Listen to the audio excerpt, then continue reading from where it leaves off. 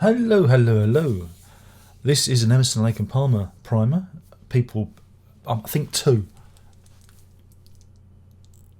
people have asked for this, and that, in terms of my feedback to my channel, is a wave. It is a wave of people. It's like phenomenal.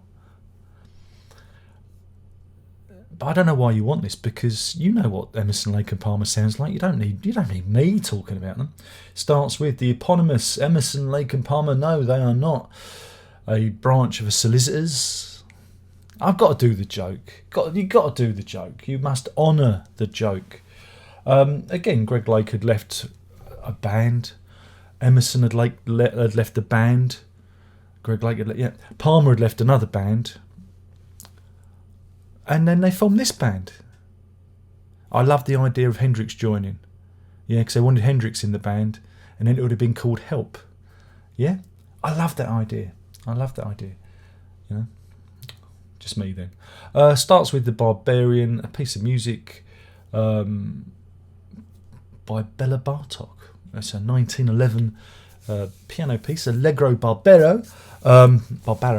And yeah, you see, this is the thing with Emerson, Lake and Palmer, is they go off on their classical flights of fantasy, and it's all right. But the Nice were doing that. Back in the day. Go listen to the Nice. Everyone goes on about ELP. Go and listen to the blooming Nice, please. I spent a fortune on Nice records, and I reviewed them, and none of you bloody watch the reviews, because all you want is Pink Floyd. But go and listen to the Nice. The Nice are a better band than ELP. Oh, it had already been done before. So when they do the classical adaptations, it washes over me. I'm not that invested. I'm not interested. Because the Nice were doing it, and this is just a repetition of that. Not very progressive. Followed by Take a Pebble. Greg Lake, he's doing his thing, and it's a lovely song, and this is why we love Greg Lake. God rest his soul and his mellifluous vocals. I really like it, and I like the way it moves. It's got various sections, and again Emerson comes in at the end with a bit of the old Joanna, and it's a real band thing. Even though it's a Greg Lake song, it's it resolves itself as being more of a band thing, and I like it. I also like Knife Edge. Again, also based on a bit of classical music. Leos Janáček's Symphonetta from 1926. Again, they loved nicking themes. They did it with I Believe in Father Christmas, didn't they? They loved nicking classical music. They're like progressive rock jackdaws, nicking stuff. But I like it. I think it's a really great song, great lyric, and it's very powerful. Even though they've stolen. Led Zeppelin did the same. We'll give them a pass because of what Led Zeppelin did. I like it. We flipped the album over. I was going to get the vinyl out, but I thought, what's the point? I could just put a little thingy up here, can't I? And put a little thumbnail up here and make my life easier. Flip it over, we've got the Three Fates. Again, it's another piece, instrumental piece, classical inspired, moving in three movements. It's all right. It's okay. I don't come here for that.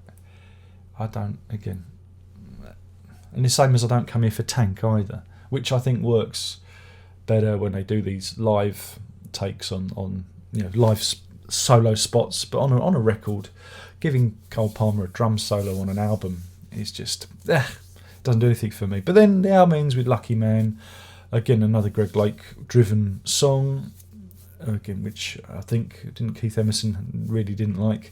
Oh look, the sun's come out. That's useful. Now I'm going to have to go and draw the curtain over there. How did the sun do that? Look at that. Oh. I'll just go and draw the curtain, ladies.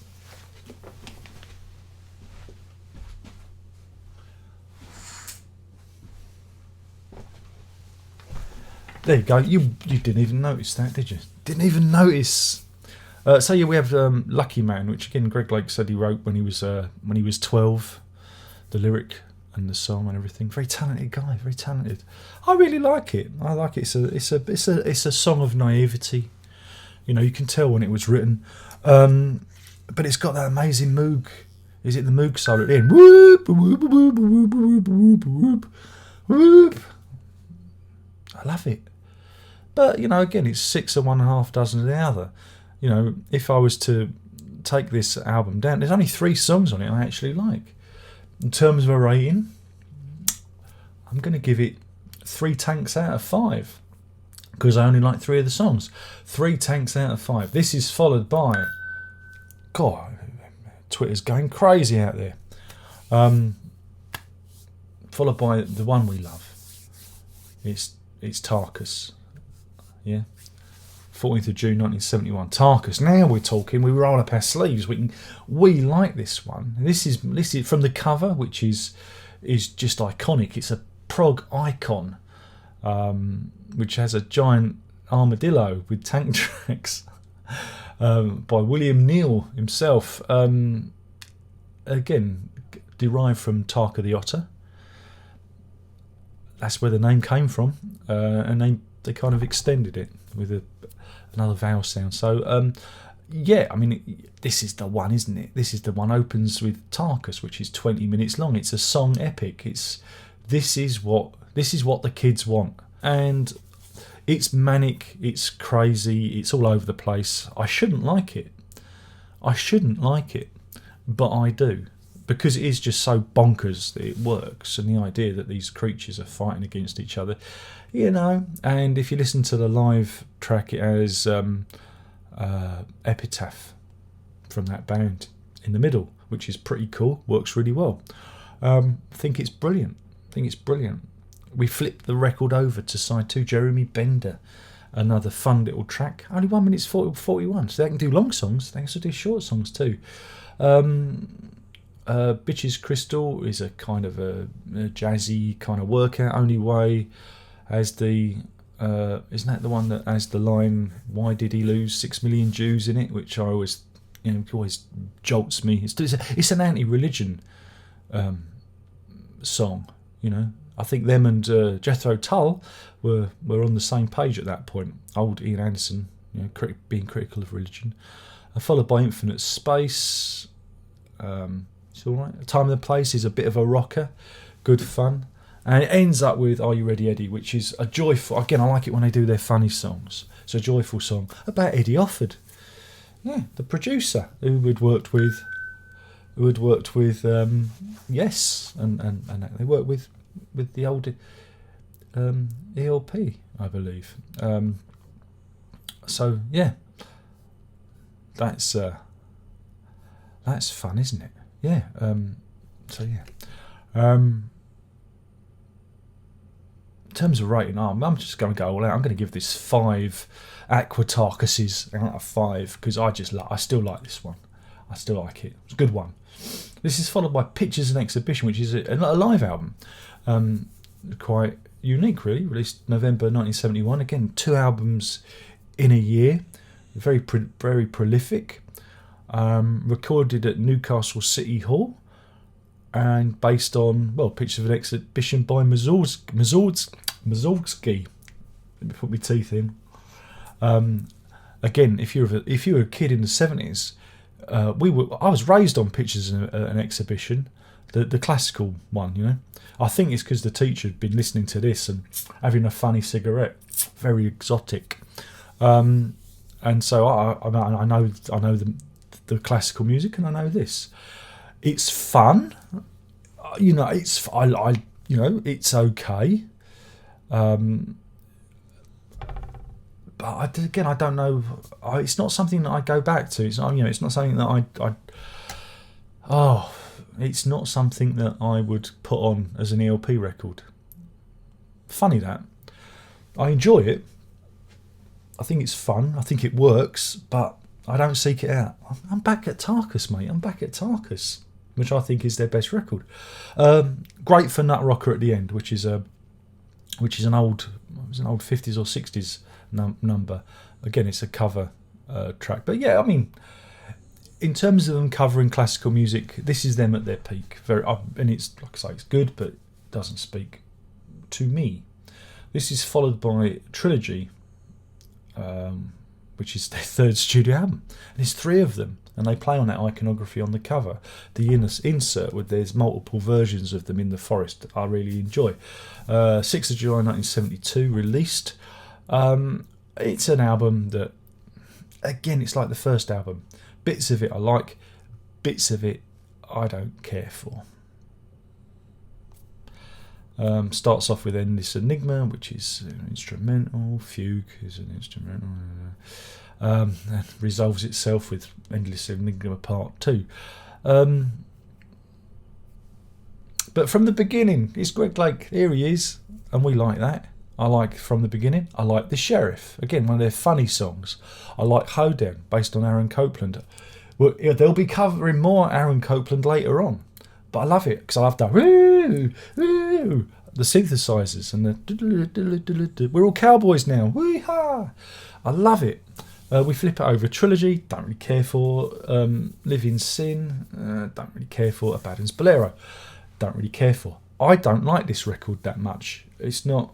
It feels more like the first album, whereas Tarkus was interesting and moved in different places. This is them just kind of repeating themselves. I know a lot of people would disagree, and a lot of people will be upset when I give this 2 sheriffs out of 5. 2 sheriffs out of 5. Oh my God, what's he done this time?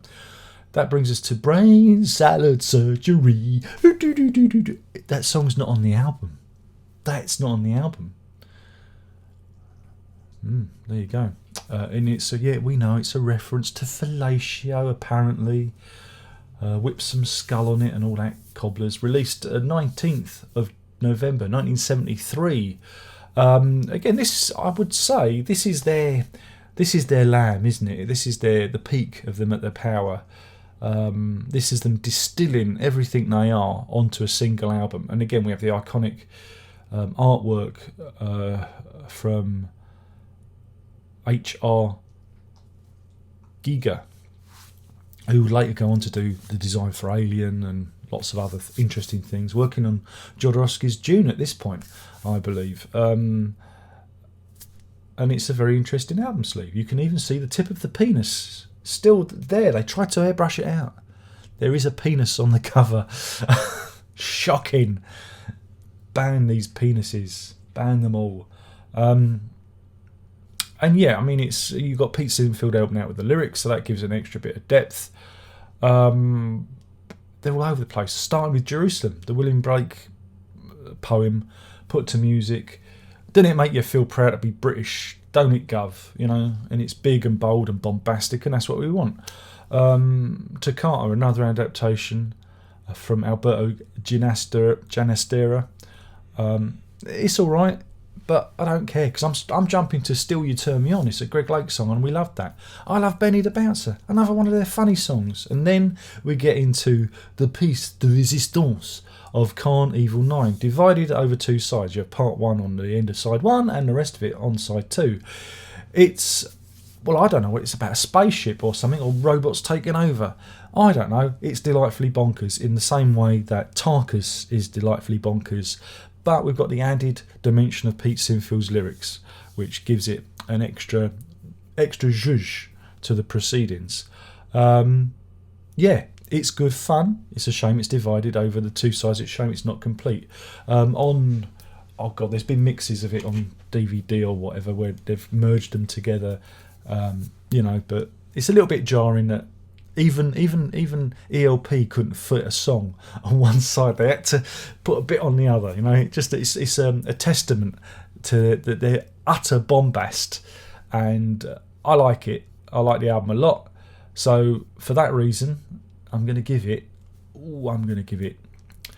4 Benny the Bouncers. But it is the album, if you want, even more so than Tarkus, because it's just them completely at the top, being more ELP as you want. we'll touch on Welcome Back, My Friends, The Show Never Ends. Ladies and gentlemen, here's Emerson, Lake and Palmer. We'll touch on that because it's a live album. It's a triple live album. Again, it's them being totally bombastic.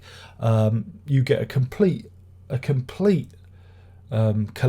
collection of their material. It's like a greatest hits package, but done live. It's really good.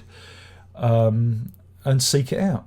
It's one of the live albums I think works because there's more to it. Like I say, they add stuff to it, and it's not like a live album when you know it's because it sounds like the studio stuff. This one, they're taking liberties. They're doing extended pieces. They're doing medleys. They're adding Epitaph to Tarkus. You know, it is bonkers, and we like that. So this was worth checking out. And I'm going to give it a strong 5. Actually, I'm going to give it 5 Jerusalems out of 5. So go get it now. Works Volume 1, released in the 25th of March 1977. It's a bit of an odd one. The band each get a side, and then the side 4 is them all together. So Keith Emerson does Piano Concerto number 1.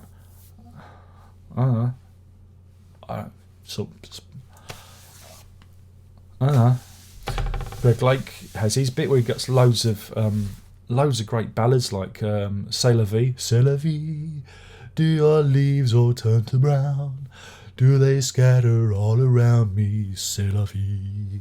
We like that song. It's worth it just for that song. I think it's a really strong ballad, that is.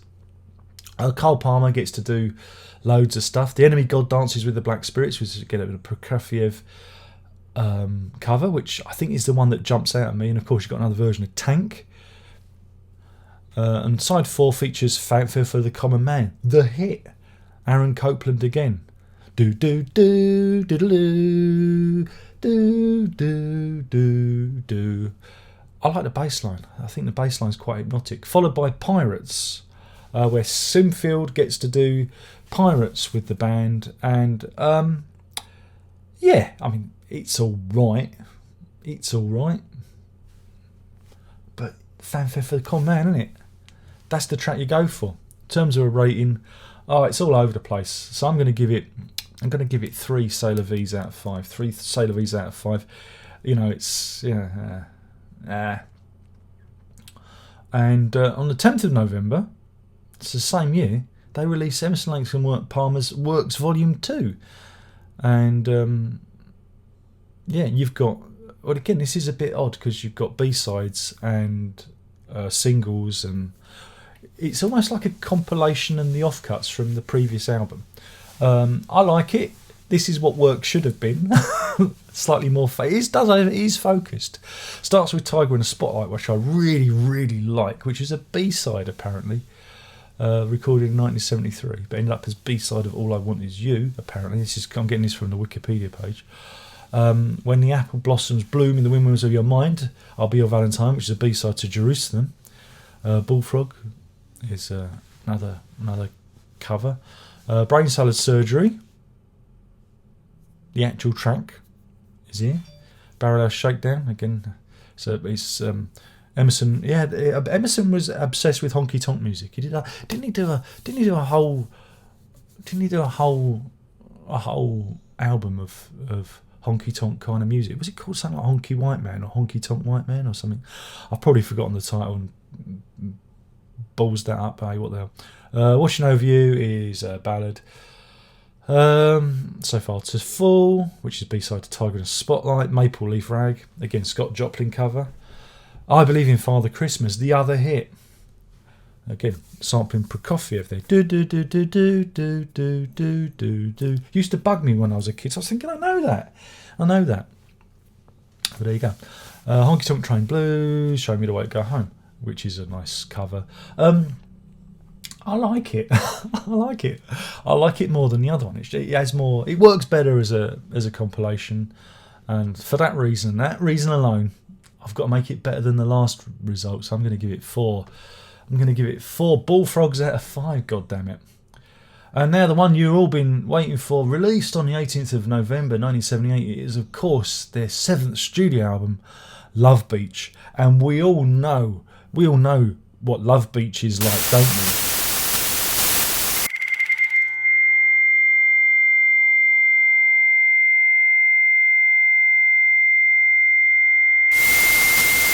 And that's it. I mean, what else is there to say? You know, it exists. I won't bother covering in concert because it's another live thing. Won't do Emerson, Lake and Powell because come on, it's Emerson, Lake and Powell, isn't it?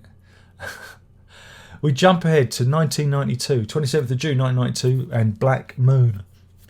I remember this. This was big at the time. This was big.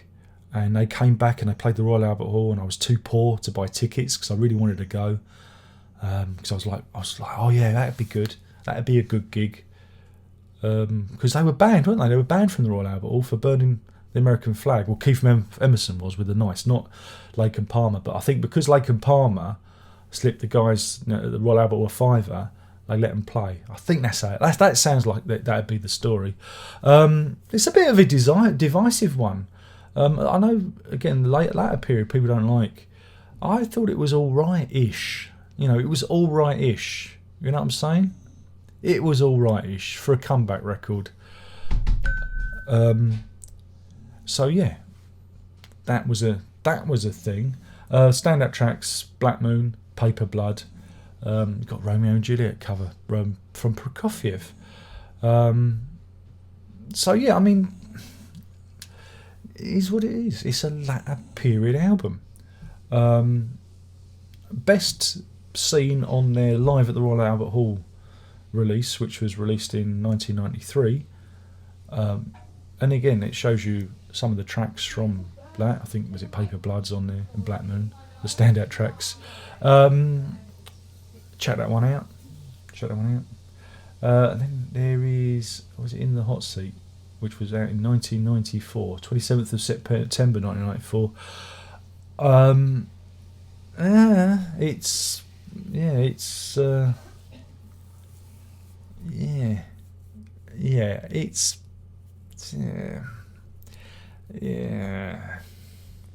I enjoyed the one before more. This one, no, not good. Yeah. It's all right, but you know, it's all right. I mean, it's what do you expect? It's a band who are, you know, not on top form, doing some songs, and that's how you got to look at it. But you don't need to check this one out.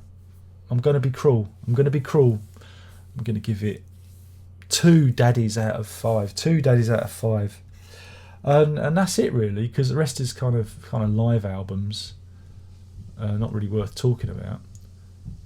Compilations. But yeah, if the ones you need to get obviously are Tarkus and Brain Salad Surgery, and that live album. If that's what if you're on a limited budget, get that. Get Tarkus, Brain Salad Surgery, and Welcome Back, My Friends, to the Show That Never Ends. Get that one, and you'll be well served. But this has been your amazing primer for Emerson, Lake and Palmer. Please leave your hate in the comments telling me how wrong I am and how I'm a complete and utter disgrace, please, and I will block you and delete you. Or you could just agree with me. No, I don't mind you disagreeing, but don't insult me. That's the thing. You can disagree, but be pleasant about it. Do it with a smile rather than a snarl. Can we do that? We can do that, can't we? So tell me where I'm wrong. Tell me what you think is the ultimate, because I've got to pretend I'm interested, because that's how the Google thing works, the algorithm. If I'm interested and I engage with you, then I don't know, something might happen. For it is a mystery. Nobody really knows how YouTube works. Do the hand jive. Nobody knows. I don't think even Google knows how YouTube works, because I blooming well don't. Thank you for watching. My name's been Darren Ock. This has been the ELP Primer. If you have any suggestions for primers, leave them in the comments below, not randomly on other videos. Try and keep it relevant. Just keep it relevant. Is there any other? I know I've got to do VDGG, I think, but is there anyone else that you'd like me to do a chin wag at? You know, wobble me chop. I don't have chops anymore, but wobble me chops at. Oh, I miss my chops. And on that, there's only one more thing left to say, and that is, PROG